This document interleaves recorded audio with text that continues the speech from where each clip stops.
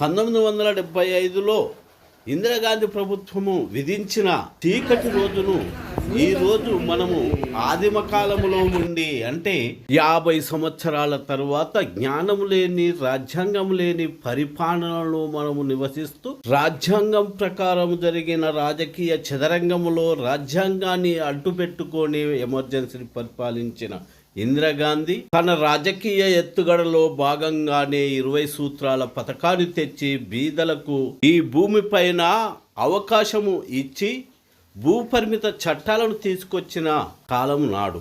నేడు అప్రకటిత ఎమర్జెన్సీలో మానవ హాననాన్ని సృష్టిస్తూ నాడు తీసుకొచ్చిన చట్టాలను మొత్తము కాలరాస్తూ రాజ్యాంగ రహితంగా పరిపాలన కొనసాగిస్తున్నాం. ఆదివాసీ భూములను మొత్తము కార్పొరేటర్ ఉపజెప్పటము ఏ రాజ్యాంగ ప్రకారమో ప్రజలు ప్రశ్నించవలసిన సమయము ఉన్నది, ఆసన్నమైంది అని మాట్లాడుతున్నారు సీనియర్ పౌర హక్కుల సంఘం రఘునందన్ రావు గారు.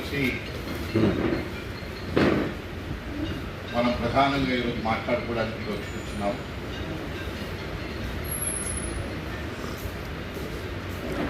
ఎమర్జెన్సీ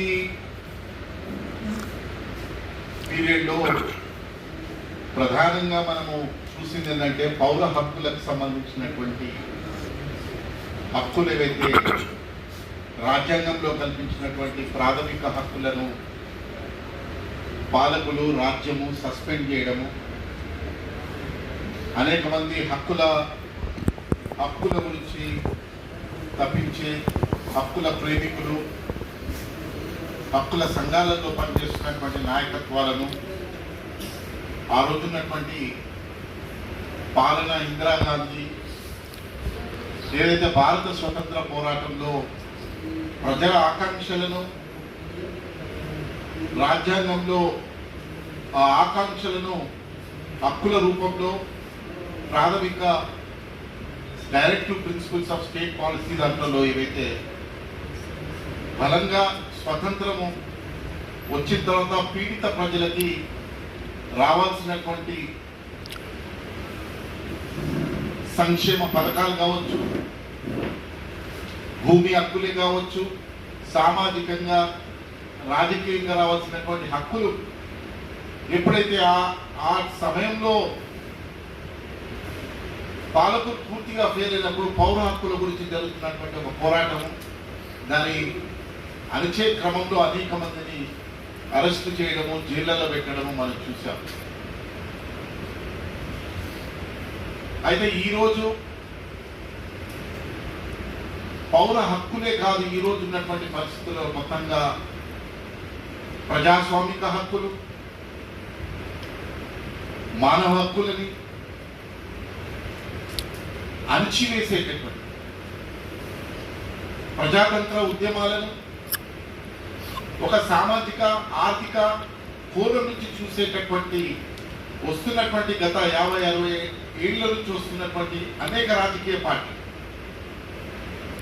నక్సలైట్ ఉద్యమం అనేటటువంటిది ఒక సామాజిక ఆర్థిక మైనది. It is not a law and order issue అని చెప్పి దాదాపు అనేక పాలకులు మారినా కానీ ఆ స్టాండ్ నుంచి ఈరోజు ఈ ప్రభుత్వాలు ఈరోజు ఒక ప్రజాతంత్ర ఉద్యమాలు, నక్సలైట్ ఉద్యమాలు, ఒక టెర్రరిస్ట్ ఉద్యమాలు అనేటటువంటి ఒక దుర్మార్గమైనటువంటి చట్టాలను గతంలో ఉన్నటువంటి మీసా కావచ్చు, టాడా కావచ్చు, ఈ ఊపా చట్టానికి ఆ చట్టాలకు ఉన్నటువంటి తేడా ఈరోజు మనం చూడాల్సింది ఏంటంటే మొత్తంగా కూడా రాజ్యాంగంలో శిక్షా స్మృతి ఈ చట్టాలలో పర్మనెంట్ గా ఈ నిర్బంధ చట్టాలను క్రోడీకరించడం. ఈరోజు రాజ్యానికి స్టేట్ ఎగ్జిక్యూటివ్ ఎంత బలం ఇచ్చారంటే పాలకులు they can declare any organization as a terrorist organization. They can declare anybody at any time. వాళ్ళకు ఒక వ్యక్తి నచ్చకపోతే అతన్ని ఒక టెర్రరిస్ట్ గా ప్రకటించేటటువంటి భయంకరమైనటువంటి దుర్మార్గమైనటువంటి అధికారాలు ఈరోజు స్టేట్ ఎగ్జిక్యూటివ్కి ఇవ్వడం అనేటటువంటిది. అంతేకాకుండా ఈ ఊపా లాంటి చట్టాలు ఈరోజు న్యాయ వ్యవస్థలు, ఇంతకుముందు నారాయణరావు అంటున్నాడు న్యాయ వ్యవస్థలు ఏం చేయలేకపోతున్నాయి అనేటటువంటి దానికి ప్రధానంగా ఈరోజు ఇలాంటి చట్టాలు, యుఏపీఏ లాంటి ఊపా లాంటి చట్టాలు, they have taken the discretionary power of the judiciary even to grant a bail, not to grant a bail. ఈరోజు పూర్తిగా న్యాయ వ్యవస్థ జడ్జిలకు కూడా సంఖ్యలు వేసేటటువంటి యుఏపీ లాంటి చట్టాలలో అలాంటి భయంకరమైన నిబంధనలు తీసుకురావడము. అందుకే అనేక మంది ఈరోజు 1970s ఉన్నటువంటి తేడాలో క్రిమినల్ లాని మొత్తం రివర్స్ చేయడం, ప్రిజంప్షన్ ఆఫ్ ఇన్నోసెన్స్ అనేటటువంటిది ఈరోజు అక్యూజ్ మీదకి బర్డన్ షిఫ్ట్ చేయడం. బర్డన్ ఆర్డినరీ లాస్లలో burden lies on the prosecution to prove the case. ఇట్లా ఈరోజు అనేక మంది ఆదివాసులు, ప్రశ్నించినటువంటి వారు, జర్నలిస్టులు, నక్సలైట్ల సానుభూతి పనులే కాదు, మామూలుగా సాధారణంగా ప్రజాస్వామిక విలువల కోసం తప్పించి మాట్లాడేటటువంటి అనేక మంది ఒక స్వతంత్ర జర్నలిస్టులు, రైటర్లు, కామెడియన్స్, కామెడీ చేయడం కూడా ఈరోజు నేరం అయిపోయి జైళ్ళలో పెట్టేటటువంటిది మనం చూస్తున్నాం. కాబట్టి గతంలో ఎప్పుడైతే 1970s ఎమర్జెన్సీలో కనీసం రాజ్యాంగంలో రాజ్యాంగ హక్కుల్ని సస్పెండ్ చేసేటటువంటి హక్కు పాలకులకు ఉందా లేదనేటటువంటి ఒక చర్చ జరిగింది. సుప్రీంకోర్టులో పెద్ద ఎత్తున చర్చ జరిగింది. అఫ్ కోర్స్ హైకోర్టులలో డిఫరెంట్ ఒపీనియన్స్ ఉంటే అన్ని సుప్రీంకోర్టు తీసుకొని, మైనార్టీ అయినప్పటికీ హెచ్ఆర్ కన్నా లాంటి వాడు the state cannot suspend the basic fundamental rights అన్న వ్యక్తి మైనార్టీలో ఉన్నప్పటికీ, మెజార్టీ ఇట్ కెన్ సస్పెండ్ అన్నప్పటికీ ఒక ప్రజాస్వామికమైనటువంటి ఒక చర్చ, ఆ వాతావరణం ఉండే ఈరోజు పూర్తిగా ఆ వాతావరణం లేనటువంటి ఒక పరిస్థితి. బహుశా ఏ కేంద్ర ప్రభుత్వం గతంలో మేము నక్సలైట్లతో చర్చ జరపము, మేము అణచివేయడమే మా యొక్క పాలసీ అనేటటువంటిది ఏ రోజు లేకుండా ఈరోజు అంత భయంకరమైనటువంటి పాలసీస్ని బహిరంగంగా ప్రకటించి ఆపరేషన్ కగార్ లాంటివి ముందుకు తీసుకెళ్లడము, ఆదివాసీలు ప్రాంతాలలో షెడ్యూల్ ఉన్నప్పటికీ అక్కడ భూముల్ని ఎమ్మెల్సీ కంపెనీలకు బహిరంగంగా అప్పచెప్పడం, వేల ఎకరాల హెక్టార్స్, ప్రభుత్వాలు ఎక్కడ భూమి ఉంటే అక్కడ భూమి ప్రైవేటీకరణ చేయడము, అమ్మడం అనేటటువంటిది కొనసాగుతుంది. నిరుపేదలు ఏదైనా ఇల్లు కట్టుకొని ఉండి ఉరిస్తుంటే హైడ్రా పేరుతో ఇళ్లను విచక్షణారహితంగా బుల్డోస్ చేస్తున్నారు. మైనారిటీస్ ని చాలా సిస్టమేటిక్ గా టార్గెట్ చేసి వాళ్ళ యొక్క ఉండేటటువంటి ఒక ప్రాథమిక హక్కుల్ని రాజ్యాంగం కల్పించినటువంటి ఆర్టికల్ 24A కావచ్చు, 35A కావచ్చు, వక్ఫ్ బోర్డ్ లాంటి అమెండ్మెంట్స్ తీసుకొచ్చి ఎలాంటి డిబేట్ లేకుండా మైనారిటీస్ పైన ఒక సిస్టమేటిక్ టార్గెట్ జరుగుతుంది.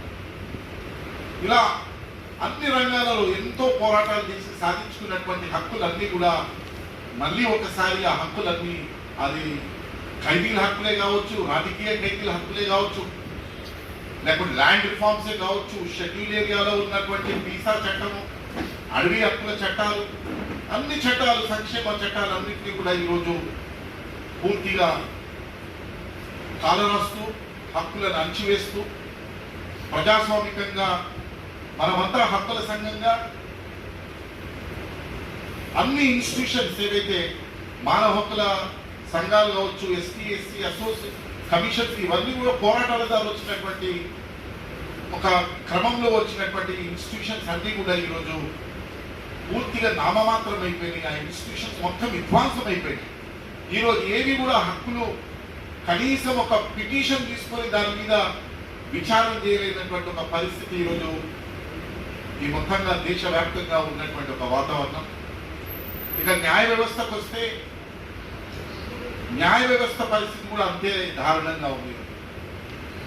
ఈరోజు సుప్రీంకోర్టు నుంచి మొదలు పెడితే హైకోర్టు వరకు కూడా గతంలో ఒక వ్యక్తి అరెస్ట్ అయినాడని చెప్పి హైకోర్టు సుప్రీంకోర్టు పోతే కనీసం పొద్దున వెళ్తే మధ్యాహ్నం కల్లా కేసు విచారణ జరిపి సాయంత్రం కల్లా వ్యక్తి ప్రాణాలతో కనీసం బ్రతికించుకునేటట్టు ఒక ప్రయత్నం చేసినాం.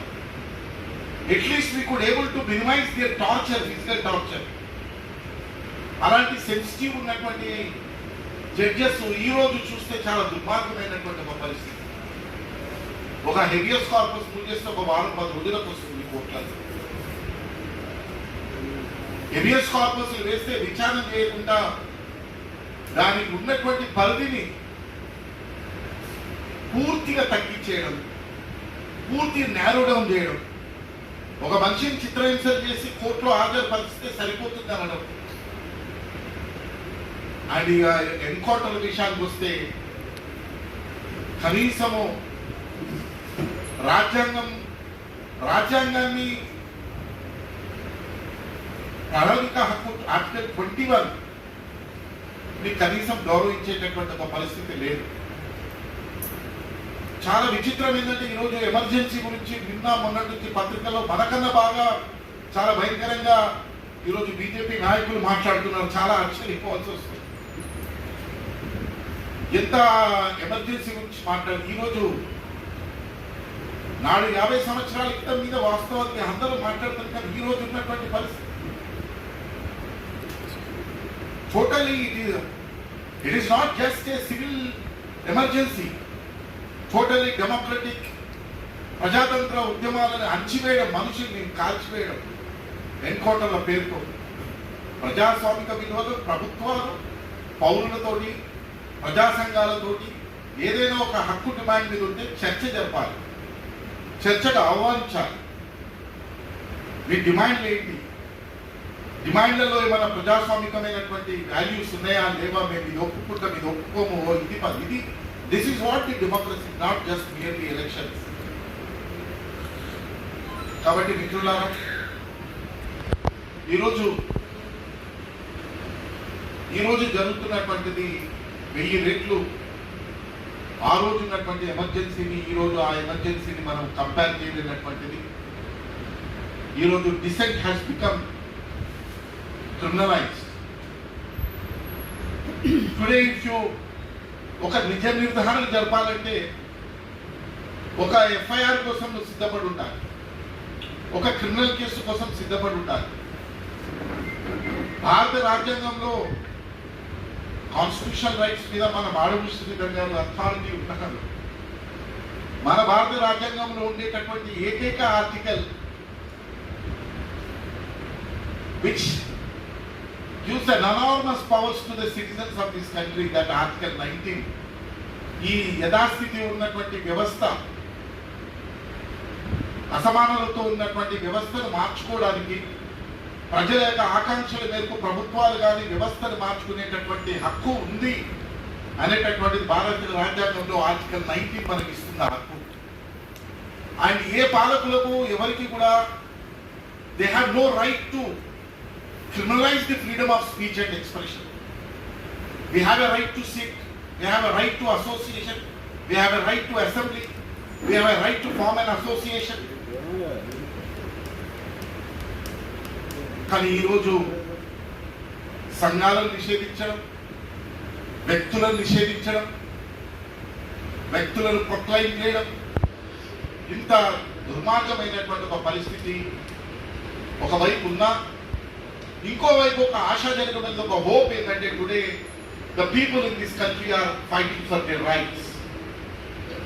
హక్కుల కోసం ఎంత అణచివేసినా కానీ ఈరోజు పీడిత ప్రజలు, ప్రజాస్వామికవాదులు, హక్కుల ప్రేమికులు రోడ్ల మీదకి వస్తున్నారు, మాట్లాడుతున్నారు, ధర్నాలు ఉన్నాయి, రాస్తారోకాలు ఉన్నాయి, గొంతెత్తి మాట్లాడుతున్నారు, చూపిస్తున్నారు. ఈ అణచివేత అనేటటువంటిది ఎల్లకాలం నడవదు.